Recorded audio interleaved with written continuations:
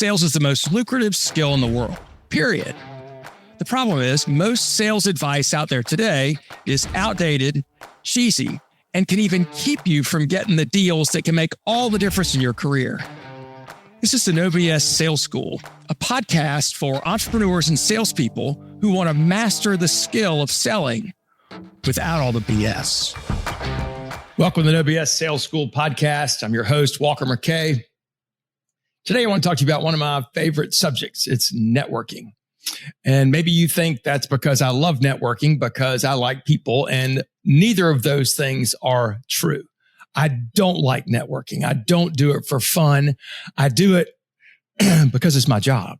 I do it because I'm going there with a purpose to go meet people that I need to meet. So what I was going to share with you is some of the tips I have for networking, especially for people who don't like networking, who aren't comfortable with it, who don't like the conversations that they feel like they have to have at networking events. So let's start. First of all, what is networking? Networking is going out anytime you're around at least one other person. We can call it networking, right? There's an opportunity to meet someone else and figure out if there's a way you can help them with their business or their life, right? So the purpose of networking, quite frankly, is to go to give, not to take. I know how many these like the junior freaking salespeople that go to these things that have networking in the title, which are the worst. I hate networking events with networking in the title, mostly because it's just a bunch of salespeople shoving their own business cards in other people's pockets, right? And you go home and you pull out a stack of business cards like, who are these chumps? And you throw it away.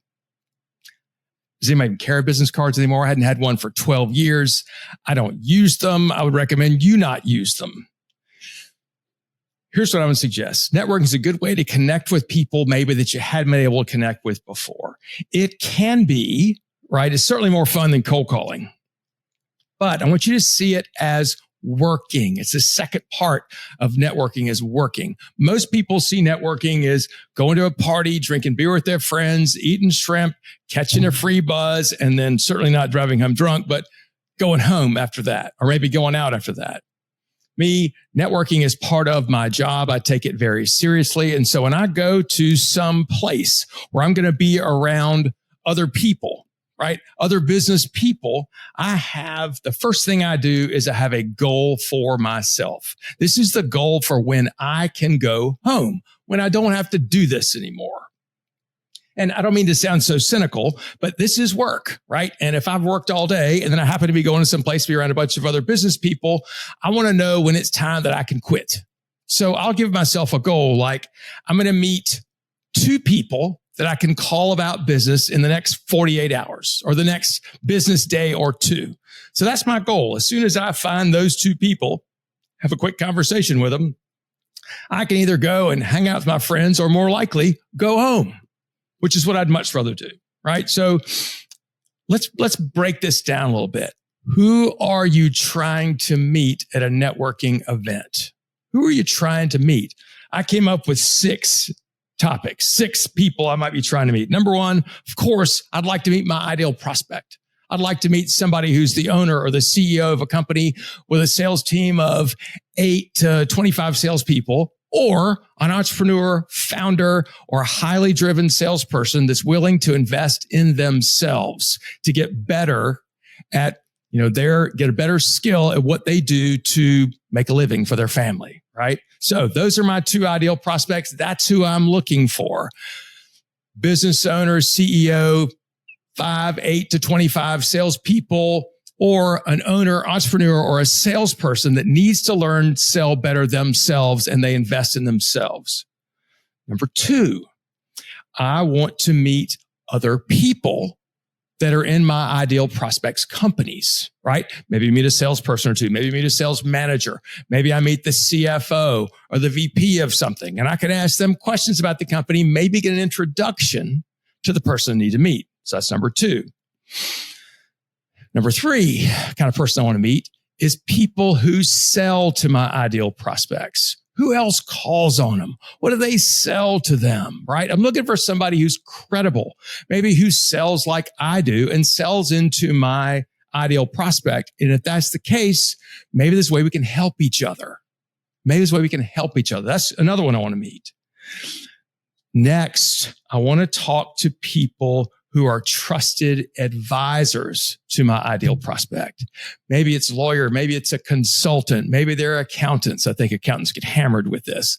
But somebody who is a trusted advisor to my ideal prospect. Maybe they're an EOS implementer. Maybe it is a Vistage chair. That's who I want to meet. They're people who are advisors to people that I want to meet, right? So that's great. They can get me there in the right place. Number 5, and I think this is among the least effective referrers, and I think this probably sounds like surprising to some of you, but maybe friends of my ideal prospect. Now, take this for what it is. Any of y'all have friends whom you love and you hang out with, maybe you have dinner with on a regular basis, maybe you know their kids, but if they were to make a suggestion to you about business, they wouldn't be somebody you take advice from. I mean, I got friends like that. I got plenty of friends like that.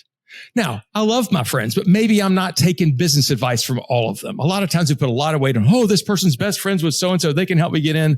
I think a lot of that's just bullshit, right? I don't think that works very often. I'd rather find somebody who is in their company, who's a trusted advisor, who works with them, who sells to them, than somebody who's a buddy with, because I think that often doesn't work. And the last thing, this may sound kind of strange, I want to meet people who are passionate about something. I don't care if that is the environment. I don't care if that's fly fishing, if it's collecting stamps, if it is whatever they're passionate about. Why am I interested in those people? Because I think they're interesting. And you know what? They know other people who are passionate about the same thing. So why in the hell would I want to meet one of those? Because when you meet somebody else who has the same passion and you introduce those two people, that's very powerful. You're doing a favor. And that's how I want you to look at this. Is not what can I get from this, but how can I connect? How can I connect this person with somebody else? Y'all have heard me talk about this before. I believe that, among the different ways to break up the world, to whatever, one are people who take and the other are people who give. Now, I think being a giver is a choice. I think you have to make a conscious choice to be somebody who gives to other people. The people that give to other people, I find, are the best, most effective networkers. Their goal is to find out, how can I help somebody else in this room, in this place that I have met, right? How can I do that? So find those people who are passionate. Find those people, maybe your ideal prospects, people that can get you to your ideal prospects. The higher up the chain as far as trust. And, again, we go back to the friend thing. Maybe there's trust. Maybe it's just like. Do y'all have friends you like but don't trust? I don't mean to hammer that too much, but yes, right? For business stuff. So now you're at the networking event. You've already decided what your goals are. You've already decided who the people are you're trying to find, to connect with, to talk to figure out who you can call about business in the next couple of days, right? Couple of rules. Don't sell at the event. Don't go there with the idea, I'm going to close this person. What I want you to do is go to the event with being sincerely curious. Have they call it a childlike brain don't make any assumptions about anybody.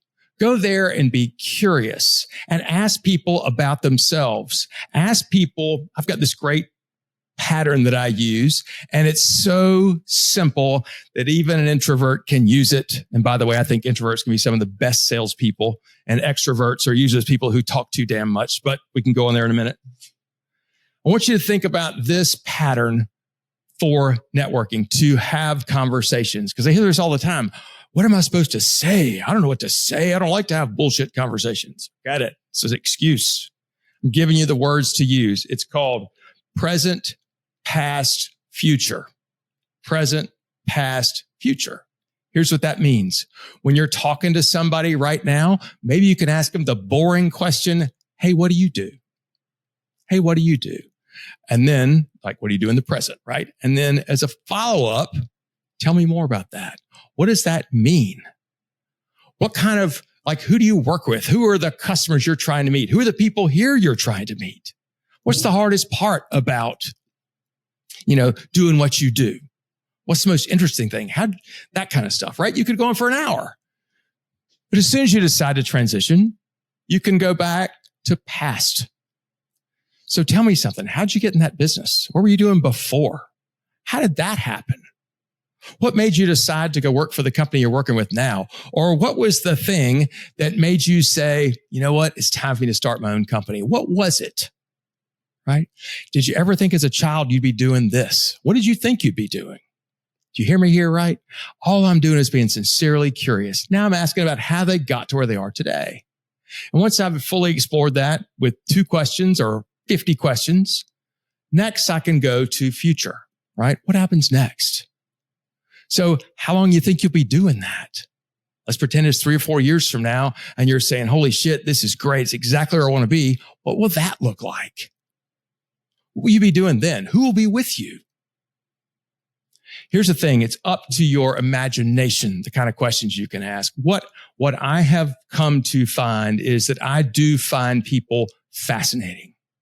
People are so interesting and they never get to tell their story. They rarely get to tell their story. And if you give somebody a chance to tell their story, share their opinions about their life, you've done something special and they'll remember you. And when you call, they'll take your call. Here's the transition, right? When you're talking to somebody and you want to figure out, should this be somebody I call for business? Here's the transition. You know what? You seem like somebody I ought to know better. I'd love to have a business conversation with you. You open to taking a call from me next couple of days? Boom. You know what? You seem like somebody I ought to know better. I'd love to have a business conversation with you. You okay if I call you next couple of days? Not many people are going to turn you down. And if they're going to turn you down there, aren't you glad you know now before you waste a phone call? Right? Show up, be curious, go to give. Here's another question you can ask somebody. Who are you trying to meet? Who are the people here today you're trying to meet? Maybe I know somebody and I'd be happy to introduce you. Go with the idea of being a giver. If somebody says, hey, do you have a business card? I would say, I don't carry those, or I didn't bring one with me. How about give me one of yours? I'll call you. Give me one of those. I'll call you. And then when I take their business card, I'll write on the back, said to call about X. And then I'm in control. And when I go home the next day, I can call. If you give your business card out, you're no longer in control. They're deciding whether or not to call you. Networking is a skill. Most of the people I find that say they love to network, it just means they love to go drink beer and hang out with their friends. And who the hell doesn't like that? But that's not working. That's just going to hang out with your friends and drink beer, which has its place. And I love that place. I'm Walker McKay with No BS Sales. Share this with somebody else that needs to hear it. Somebody that maybe you feel like needs a little help getting better at networking, or they're already a pro and they need something to tighten up what they're doing. If you want to talk about helping your sales team, if you're ready to ramp it up and be prepared for what's coming next in the economy, give me a call, 803-917-2817, or send me an email, walker@walkermckay.com. Thanks for listening. Share this with somebody else who needs to know.